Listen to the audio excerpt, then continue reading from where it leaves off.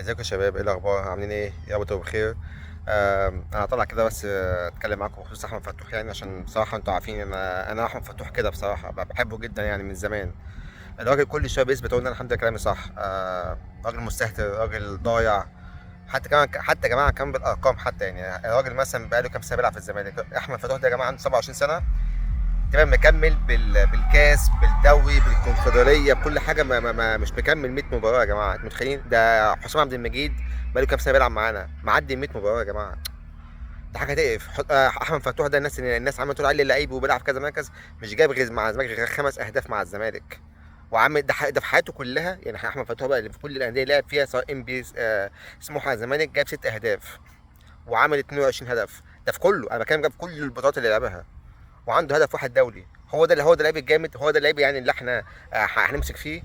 فلعيب ضايع يا جماعه، يعني ما فيش. وبعدين كان النهارده منزل صور مستفزه، يعني انت موقوف وبدل ما تصالح الجمهور، بدل مثلا يعني ده ايه؟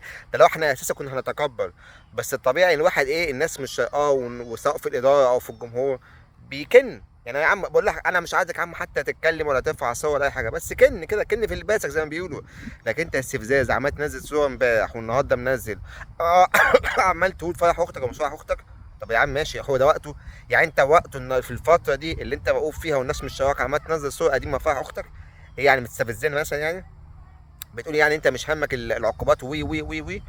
فهو لا، العيب مش عليك، العيب طبعا على المجالس السابقه والمجلس ده اللي هو اللي جدد لك. العيب طبعا على ممدوح عباس اللي هو ولا بيهش ولا بينش، وعمال بدل ما بيجيب صفقات عمال بيجيب صفقات زي وشك زي كده، وبيجيب صفقات كده معفنه للنادي. انت ما فيش، انت طول السنه اصابات اصابات اصابات. ويا اما عندك مشاكل مع مرتضى منصور عشان انت كنت لما سيح لك على اللي انت بتعمله، وبعد كده لما جيت تجدد وليت ادبك، وبعد كده لما سبت المعسكر ووليت ادبك برضه. ايه ده؟ انت مستواك زي وبقيتك حتى مثلا ايه؟ يعني حد يا جماعه مثلا يفتكر مثلا ماتش عالمي فتوح؟ انا ما افتكرش اي حاجه على مثلا، يعني كنا خسرانين مثلا خلينا مثلا نكسب او نتعادل، مفيش. حتى مع منتخب مصر الماتش الوحيد اللي هو اللي احنا عليه كان كويس وبعديها اتصاب، ماتش مصر والمغرب بس. فين احمد فتوح؟ عايز اعرف تاريخه ايه مع نادي الزمالك اصلا عشان يتنطط اللي هو التنطيط ده، ولا بقى الثقه اللي هو بيتكلم بيها دي؟ ده لعيب هو طول حياته مشاكل وادمان وقرف وي وي وي. ايه القرف ده؟ الناس تقول لك عشان خايفين يروح الاهلي. يا عم ده يا ريت يروح الاهلي. وده خلاص هو هيلعب. يا ابني ده احمد فتوح السنه اللي فاتت لعب في الموسم كله 11 ماتش. شوف انت بقى الموسم اللي كان عندك كام دوري، اللي قبليها لعب 16، او اللي قبليها مثلا كان موسم كامل كان عندك في الدوري بس عندك 38 ماتش، ماتش في الدوري. غير كاس مصر وغير افريقيا يعني غير كذا بطوله.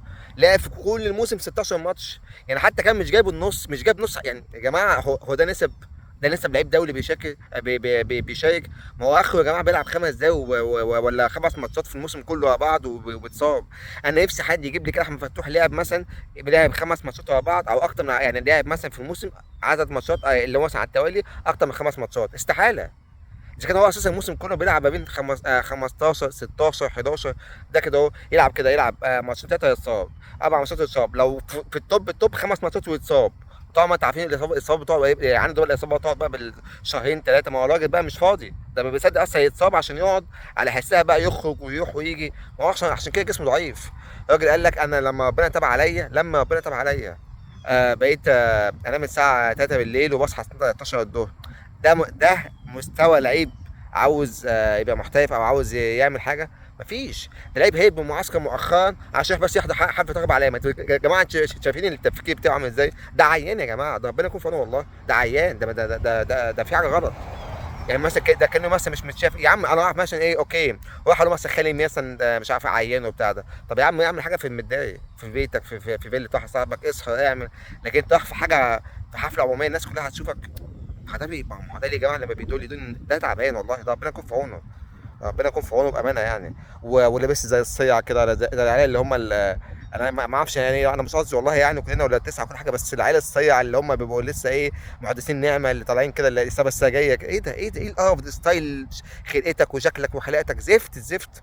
انا اتمنى يعني تمشي بزاك بقى، تروح بقى الاهلي، تروح اي خاب بس بالسلامه. وانا اتمنى الاهلي يشتريه، والله العظيم نفسي. انا قعدت اقولها كذا مره، قلت ان ده اللعيب الوحيد نفسي الاهلي يشتريه عشان الاهلي هيدي فيه خازوق زي ما احنا لبسناه. كنت بسبب ممدوح عباس. يعني انا مش فاهم والله العظيم. طب على الاقل بقى كده فاهم، احنا بقى لو كنا جددنا زيزو على ان زيزو مفيد، يعني زيزو ولا بيسهر ولا بينيت بصراحه. هو لعيب بالونه وكل حاجه بس ملتزم. انا اتمنى يا جماعه ان الاداره باذن الله كده ان شاء الله النهارده بكره تمشيه، وممدوح عباس ده ولا بيهش ولا بينش وخلاص فكوكوا منه. وهو بق قال لك انا هعمل اجيب الصفقات ولا جبت يا عم؟ ده انت حتى جبت الصفقات. طب على الاقل يا سيدي، على الاقل ساعتنا ان احنا نخلص من الجفالي وصلاح مصدق والزفت سيف الجزيري عشان نخلص منهم ونجيب صفقات عدله. بدل لو انت مش عارف تجيب، ادفع الناس دي فلوسها عشان هم يمشوا، وجون ادوار هو هيجيب لك الصفقات التانيه. طبعا انت كده كده مش قادر تجيب ساعة، بس انت مش عاوز تساعد زيك زي مرتضى منصور، كلام وخلاص كلام. احنا بنحب نادي الزمالك وبنحب نخدم، لكن ساعات الجد كله ايه بيخلع، او بالعكس تاذوا النادي. زي مثلا في الصفقه اللي هي تيدي اوكو ده، الناس كلها بما فيهم مرتضى منصور بيسلط الناس وبيسلط الوكلاء عشان يجيبوا عقود للناس. اول ما الناس تعرف الصفقه مثلا فلان فلان اللي جاي للزمالك، على طول يبعتوا له الحق الزمالك عنده مشاكل، الحق ده في عرض حلو احلى ليك في نادي مستقر ونادي مستقر ماديا اطلع على الخليج كده. دايما كده تطفش الصفقات. اشمعنى ده مش بيحصل مع النادي الاهلي؟ هو عشان احنا فعلا بنتحارب، احنا بنتحارب من الاثنين طبعا، بنتحارب من النادي الاهلي ده اساسي، وبنتحارب برضه من الناس المعفنه اللي عندنا، الخونه اللي عندنا. عشان كده احسن حاجه جون ادوار كان عملها ان هو مسح الناس دي كلها، مسح شال جه رفض ومشى وكل حاجه. عملت بس عشان ايه واحد بقى مش هطول يعني، انا مش عايز اطول اكتر من كده اهو. اتمنى احمد فتوح ده يغور في 60 ده النهارده بكره ان شاء الله. وانا مستني اسمع الخبر ده في يومين، ان انا برضه المعلومه اللي عندي ان هو ان شاء الله ماشي ماشي.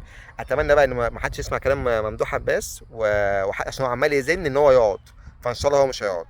واتمنى بقى الخير كله يبقى جاي نادي الزمالك، واتمنى يعني الراجل ده نخلص منه النهارده بكره ان شاء الله.